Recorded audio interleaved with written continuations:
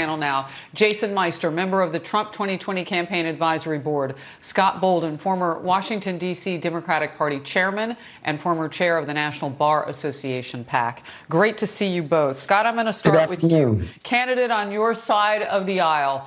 You, formerly a litigator. What would you ask Joe Biden at this point?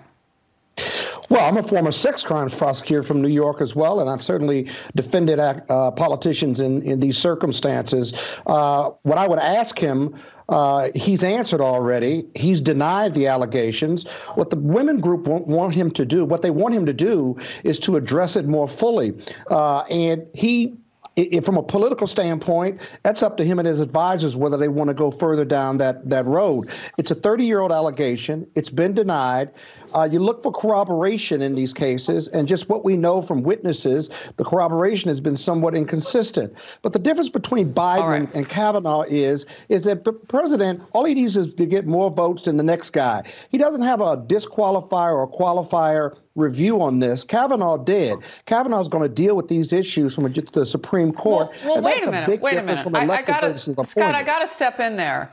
If it's only about politics, but this isn't only about politics. This is also a moment in history that we have reached amidst and also working through the hashtag #MeToo moment. I don't want to get too deep in this, but what are the rules here? I hear you say he's denied it. Jason, is that how you see it? You see a full-throated denial from Joe Biden?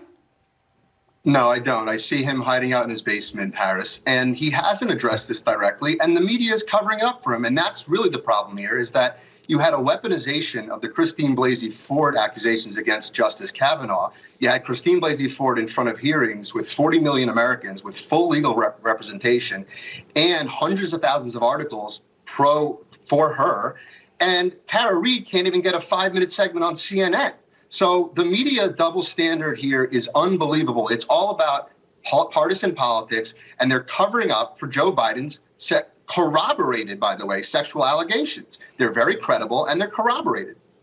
Well, are you bragging or complaining about the media? Because hold on, Scott. Scott, hold on 1 second, because I want everybody to hear from the House Democratic Caucus Chair, Hakeem Jeffries. Let's watch this together, and then, Scott, I'll get your reaction. It's got to be taken seriously because it's a serious allegation raised by a serious individual and needs to be investigated seriously. I've got to dive deeper into the evidence that has emerged, and I've also got to dive deeper into Joe Biden's response, and we probably should hear from him at some point directly as it relates to the allegation. Scott, maybe you should call Congressman Jeffries and offer him your legal background with sex crimes, because he wants to dive deeper into all this with Joe Biden, and he's got a lot of power in the House. Well, you asked me a very different question.